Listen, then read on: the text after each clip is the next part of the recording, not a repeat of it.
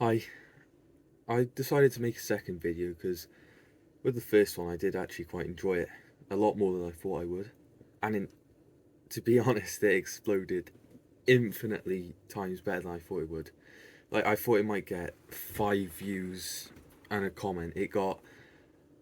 I think it got like, right. Let me check now and I'll tell you. It got 431 views, with 27 subscribers, and all the comments were positive. I was so happy with it. It was brilliant. It was so successful. The cat decided he's going to invade my bed. But I decided to make this video just because I was thinking before, I was reflecting on some things that if I could tell my younger self, ways I could be better to improve quicker, do you know what I mean? Like lessons, I suppose. And I might as well just get straight into it. Just got some pointers here because I'll forget otherwise. But I think, but I think number one's definitely got to be foundation. Like have a foundation for anything. You can't build a house without a solid foundation because you could build a whole house and then it'll be wobbly. Something goes into it, it'll all just fall down. So, for example, I know a few people who try martial arts, for example. There was a few kids who thought they could just go straight into it without learning the basics, how to jab. They just going all in with the overhand right, leaving themselves vulnerable in the face, and they were getting beaten up, and they were paying for it. So it's just you've always got to have a solid foundation. Um, it's same with learning skills. Same with morning routine. Number two, seize every opportunity. Like, if somebody gives you an opportunity and you don't take it, you're being a bit stupid, to be fair. Um, for example, and I've had this happen to me many times where I just didn't take an opportunity that was laid out for me on a silver platter and I regret it. So, for example, I moved from the north of our country down to about mid Wales, and I moved when I must have been maybe like 8, 9, that kind of age. And I got to my new school and I just couldn't be bothered to make friends with anybody. I wasn't necessarily lonely, but I wasn't really joining the after school clubs or the football clubs or any of the sports teams or any like extracurricular activities other than like a bit of martial arts with people that I didn't really know. And it really hindered my ability to socialize with people. And I feel like if I'd taken them, it would have been so much better for me. And if I'm being honest, like I don't regret it because I wouldn't be here right now making videos, potentially living the life that others dream of. I mean, that's great, but it is fair to say that I did miss out. Like football teams, like especially, like I'm really interested in stuff like football now, but I waste all my opportunities to really, really get good to the level that others at my school are now. It's just something. If you're young, take all the opportunities. Even if you're older, they're everywhere. You just have to look for them. And that brings me to my next point, which is don't have regrets, have lessons, because you can do what lots of people do and think, oh, I regret not doing that. I should have done this instead. But if you're caught up in the past, you're never going to move on with your life. You're never going to grow as a person. You're never going to improve. Um, and, you're not going to get everything perfectly right, especially not first time. That's okay. You just got to figure out what you've done wrong and see how you can do it better next time. So for me personally, my first video, I'm not going to lie, it was so low effort. Like, I literally just put the phone down, started recording, just speaking what came to my mind. So now what I'm going to do is I'm maybe going to attempt to at least put a little bit of effort into maybe a thumbnail and title. Like, I am trying, but it's a new concept to me, and it's definitely not coming easy. Um, and don't get caught up on the past. It's not going to work. My fourth point: talk to people and be social.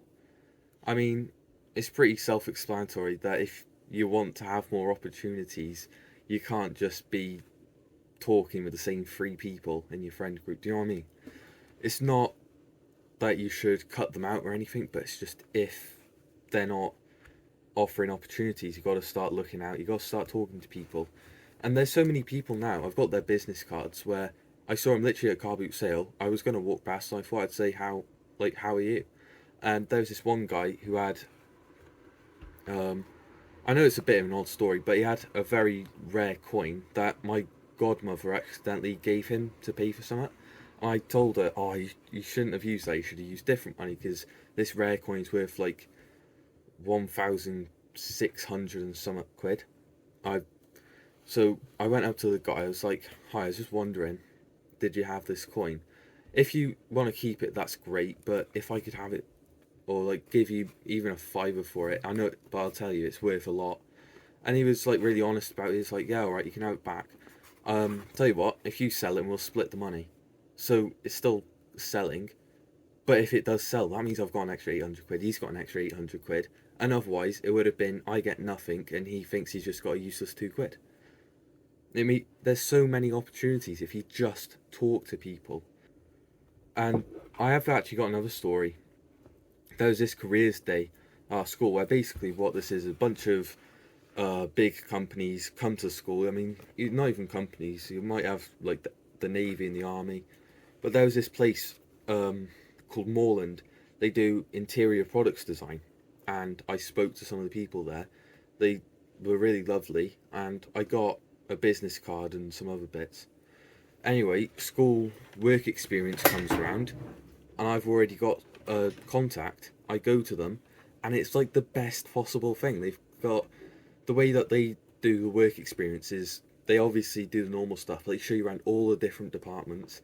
They teach you right how to write a CV, how to do a job interview.